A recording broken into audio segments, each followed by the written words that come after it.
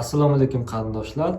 Hali ham kadastr qila olmayapsiz, ertaga jarima kelishi mumkin, boshqa xavotirdasiz. Sizlarga 4 yo'lni aytaman, kadastr ishingizni bitirib olasiz. Birinchisi auksion. 0.4 gektargacha bo'lgan hududlar auksionga qo'yiladi yoki o'z talabgor sifatida qo'yasiz. Yutasiz, bayonnoma va order bilan kadastr qilib olasiz. Ikkinchisi sud. Egalik huquqini olish kerak, ya'ni 18 yil davomida bitta yeriga, egasiz yerga qarab, foydalanib, yashab yoki o'sha foydalanib sonlarni, kamallarni to'lab, uzluksiz muddat bo'lsa, hech kimdan nizo bo'lmasa, bu yerda kadastr qilsangiz bo'ladi, sudda qaror asosida. Uchinchisi arxiv. Sizga qachondir hokim qarori, savxoz, kolxoz qarori bilan yerlar berilgan, lekin uni hujjati yo'q. Buni arxiv ma'lumotnomasini olib, kadastr qilsangiz bo'ladi. Va oxirgisi, o'zboshimchalik bilan egallangan yerlarga egalik huquqi, ya'ni 937-sonli qonunga asosan xatlov keladi, o'rganadi.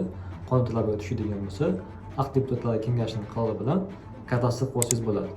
Videoni kadastr muammosi bilan tanishlarga jo'natib qo'yamiz.